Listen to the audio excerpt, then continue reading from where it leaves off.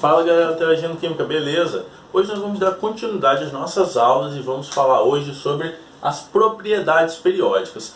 E o que são as propriedades periódicas, você sabe? Então vem comigo.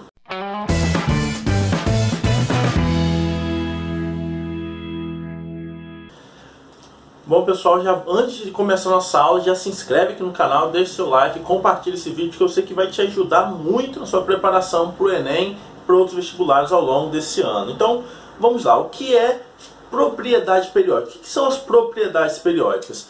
As propriedades periódicas são propriedades que os elementos, que os átomos têm, e eles variam de acordo com o número atômico do elemento, ou seja, essas propriedades, que nós vamos entender quais são, elas aumentam ou diminuem ao longo da tabela periódica. Se você está um pouco perdido o que é a tabela periódica, assiste essa aula que está aqui no card, que nós falamos sobre a tabela periódica, sobre famílias, períodos. Vai ser muito importante você saber o que é uma família, um período, para você conseguir entender bem as propriedades periódicas. Então vamos lá, a primeira propriedade periódica que nós vamos trabalhar é a eletronegatividade. Então eu vou escrever aqui para te ajudar a você se situar. Então, eletronegatividade. Então, o que vem a ser a eletronegatividade? A nossa primeira propriedade periódica.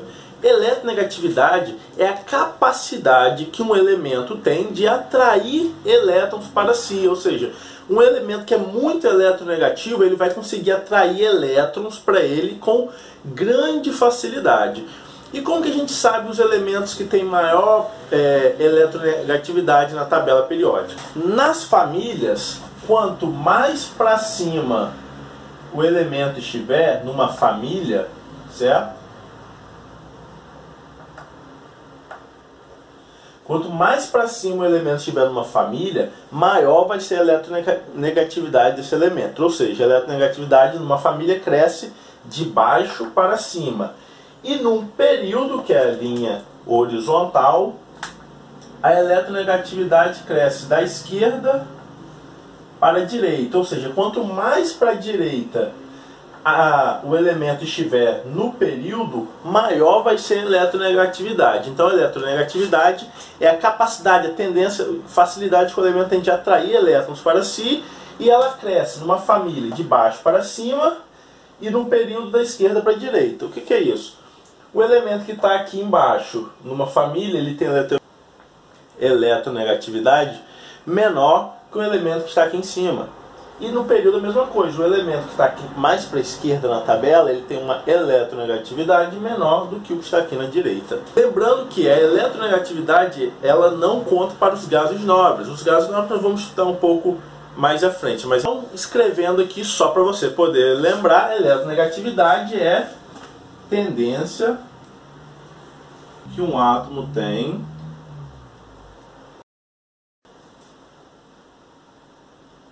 de atrair. Se você quiser copiar, essa é a definição de eletronegatividade. Agora nós vamos para a segunda propriedade periódica, que é a eletropositividade. Então vamos lá. Então pensa comigo que eu sei que você é inteligente. Se a eletronegatividade é a tendência que um elemento tem de atrair elétrons, eletropositividade é a tendência, a capacidade que esse átomo tem de doar os seus elétrons. Então vamos pensar comigo. Se um elemento ele é muito eletronegativo, ele tem muita tendência a receber elétrons, né? Atrair elétrons para si, ele é o que? Ele é pouquíssimo eletropositivo, porque ele não vai ter tendência a doar elétrons, se ele tem tendência a atrair. Então a eletropositividade é ao contrário da eletronegatividade. Na eletronegatividade, atrair; eletropositividade, doar os elétrons. Então, a eletropositividade é a capacidade em doar elétrons. Então, um elemento muito eletropositivo quer dizer o quê? Que ele vai doar elétrons com muita facilidade. Se é o oposto, né, lá da nossa eletronegatividade, então o nosso gráfico, né, a tendência dele na família no período vai ser também ao contrário. Ou seja, quanto mais para baixo numa família estiver o átomo, mais eletropositivo ele é. E quanto mais para a esquerda estiver o átomo, mais eletropositivo ele é. Perceba, é totalmente o contrário da eletronegatividade. Então, se você sabe a eletronegatividade, você sabe a eletropositividade. Então, vamos para a nossa próxima propriedade. Então, pessoal, a nossa próxima propriedade periódica é o raio atômico. O que é o raio atômico? Vou fazer um desenho aqui que vai te ajudar a entender. Então, vamos lá. Imagine que nós temos dois átomos, um próximo ao outro, e esse ponto aqui no meio é o núcleo. O raio vai ser a distância do núcleo até aqui o final da eletrosfera. Esse aqui vai ser o nosso raio. Então o raio é a distância do núcleo até o final da eletrosfera. Então vamos lá. O raio atômico a gente tem que analisar ele de determinadas formas. O raio atômico na família ele vai crescer de cima para baixo. Por que isso? Vamos imaginar aqui que nós temos uma família aqui da tabela periódica e cada um desses quadrados são os níveis de energia. Estão lembrados? Níveis de energia ou camadas de energia, como alguns chamam, mas nós tratamos aqui como níveis de energia. Quanto mais você desce na família, mais níveis existem no átomo. Como assim?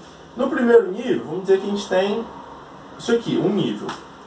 No segundo, a gente vai ter 2. No terceiro, tá vendo que vai só aumentando à medida que vão sendo colocados mais níveis de energia? Então, a cada nível, o raio atômico aumenta. Então, numa família, o raio atômico ele cresce de cima para baixo à medida que os níveis de energia. Nos períodos, o raio atômico ele vai crescer da esquerda para a direita. Só desenhar aqui de novo da família. No período ele cresce da direita para a esquerda. Vamos lá. No mesmo período, todos os elementos têm o mesmo nível de energia. Então não dá para usar a comparação quando a gente usou para dizer quem tem um raio atômico maior nas famílias. O que vai acontecer nos períodos? Vamos lá. À medida que os elementos estão para a esquerda na tabela periódica, eles têm menor quantidade de número atômico, ou seja, o número atômico é menor, logo o número de prótons é menor. Se você não consegue fazer essa ligação, clica no vídeo, vai aparecer aqui no card sobre prótons e nêutrons e elétrons, ou seja, o núcleo do átomo. Então o que acontece? Quanto mais prótons o elemento tiver no seu núcleo, mais ele vai atrair, maior vai ser a atração pela eletrosfera e logo o que vai acontecer com o átomo? Vai ficar menor, por quê? Se a gente tem dois átomos, um tem uma quantidade menor de prótons, então a eletrosfera vai estar um pouco mais distante. O outro átomo ele tem muitos prótons, então vai acontecer uma atração muito maior pela eletrosfera e o raio atômico desse átomo vai ficar menor, ou seja, a eletrosfera vai estar mais próxima do núcleo do átomo, ou seja, o raio atômico vai ser menor. Já o outro, que está no mesmo período, mas que possui menos prótons do que o que a gente está usando na comparação, ele vai ter um raio atômico maior. Então, quanto mais prótons tiver no núcleo do átomo, comparando elementos do mesmo período, maior vai ser a atração pela eletrosfera e esse átomo vai ficar menor. O raio atômico dele é menor do que um elemento que tem menos prótons, vai ter menos atração pela eletrosfera e ele acaba ficando maior. Então essa é a explicação para raio atômico. Agora eu só quero que a gente compreenda em relação quando a gente analisa o mesmo elemento tratando de um cátion ou de um ânion ou o elemento no seu estado ali fundamental.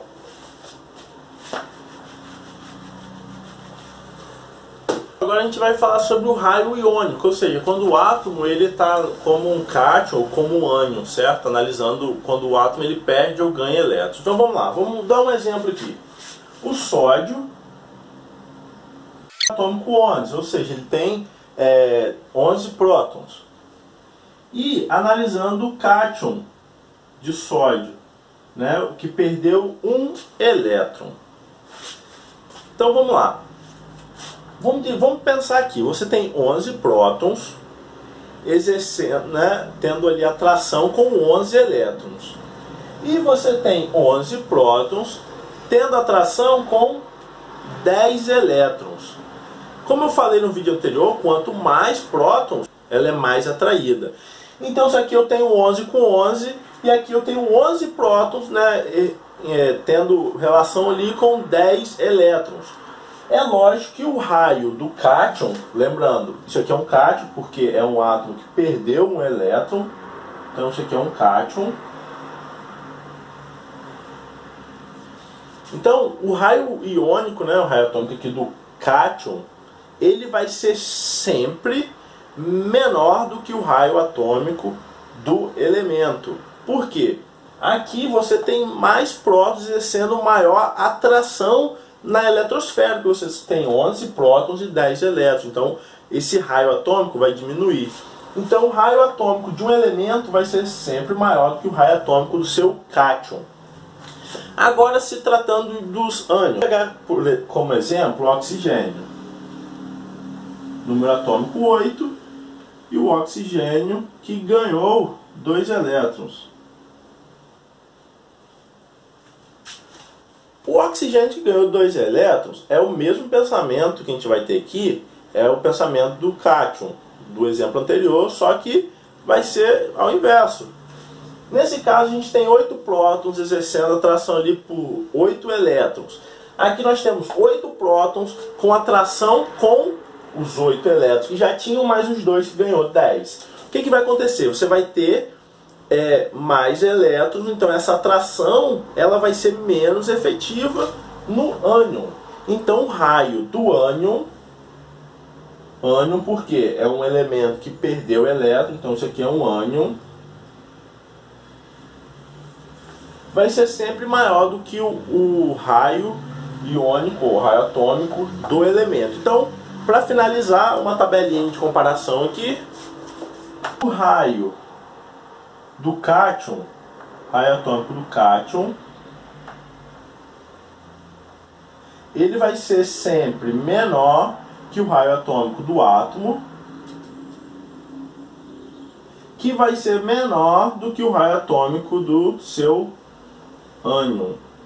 Então, o cátion vai ter o raio atômico menor do que o raio atômico do átomo, e o maior raio atômico vai ser o do ânion, quando você compara, né, o mesmo elemento. Então, pessoal, essa é a nossa aula de hoje. Se você gostou, não deixe de dar seu like, se inscrever aqui no nosso canal, seguir nas redes sociais, @interagindoquímica. Um abraço, até a próxima.